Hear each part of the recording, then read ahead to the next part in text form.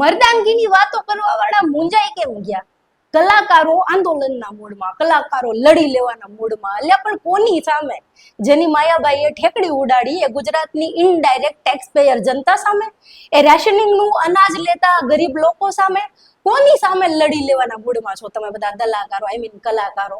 રાજભા ગઢવીએ પોતાનું દુઃખ વ્યક્ત કરતા મીડિયાને કહ્યું કે જ્યારે હોય ત્યારે કલાકારોને ટાર્ગેટ કરવાના, કલાકારો કઈ બોલે નહીં તોય ગાળો દેવાની. આ મુદ્દે કેમ નથી બોલતા, પેલા મુદ્દે કેમ નથી બોલતા? તો સાંભળો રાજભાઈ, તમે નેતાઓની ગુડ બુકમાં રહેવા માટે સરકારની ચાપલૂસી કરો છો, તમે સરકારી ડાયરા મેળવવા માટે સત્તા પક્ષની વાહવાહી કરો છો, ભગવો લહેરાઈ જેવા ગીત ગાઈને સત્તા પક્ષ માટે પબ્લિસિટીનું કામ કરો છો. એટલે લોકો તમને પૂછે છે કે જ્યારે ખેડૂતના ખેતરમાં થાંભલા નખાય ત્યારે કેમ નથી બોલતા? અમારા ઘરોમાં સ્માર્ટ મીટર નાખવામાં આવે ત્યારે કેમ નથી બોલતા? અમારા બાળકો ડિગ્રી લઈને આંદોલન કરે, બેરોજગારી ઉપર કેમ નથી બોલતા?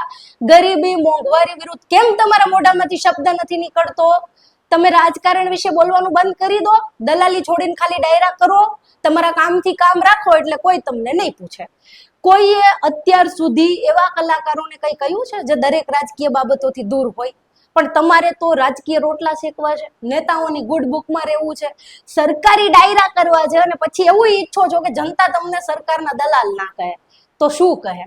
બીજું કે આજે વિરોધ કરવા વાળા છે એમને રાજભા ગઢવી કહે છે કે 500 લોકોની ટોળી છે, બાકી અમારા ચાહકો તો કરોડોમાં છે. બોલો, કરોડોમાં. 1 કરોડનો 1% રાજભા 1 લાખ થાય, અને 1 લાખનો 1000. પણ તમારા સમર્થનમાં તો 1000 લોકો નથી આવ્યા.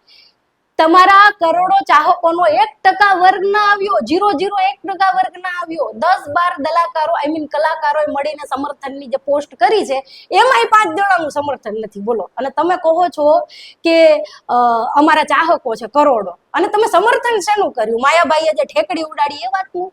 તમે માયાભાઈનું સમર્થન કર્યું હોય તો જાણી લો કે માયાભાઈનો કોઈ વ્યક્તિગત વિરોધ જ નથી કર્યો. એમણે જે ગરીબોની ઠેકડી ઉડાડી એનો વિરોધ કર્યો છે.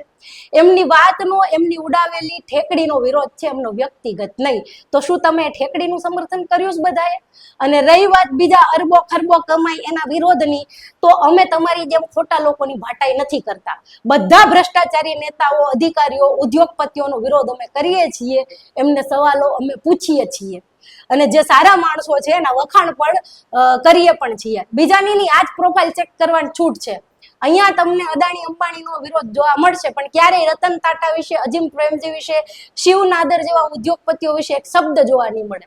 તમારા જેવા દલાલ કલાકારો આઈ મીન કલાકારોનો વિરોધ હશે. ભીખુદાન ગઢવી, ઈશરદાન ગઢવી, દિવાળીબેન ભીલ કે આજની પેઢીના આદિત્ય ગઢવી વિશે એક શબ્દ તમને અહીંયા વાંચવા કે સાંભળવા નહીં મળે.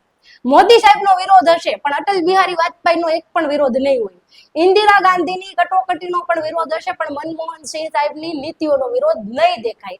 કારણ કે જે ખોટું છે એ ખોટું છે, ચાહે કોઈ પણ પક્ષ કરે, કોઈ વ્યક્તિ કરે, કોઈ વિચારધારા કરે, કોઈ સંગઠન કરે, કોઈ બાકાત નથી રહેતું. અને ભૂલ માણસથી થાય ભાઈ, પણ ભૂલને સ્વીકારવાની હોય, માફી માંગવાની હોય, બીજી વાર ધ્યાન રાખવાનું હોય, સામું ના પડવાનું હોય.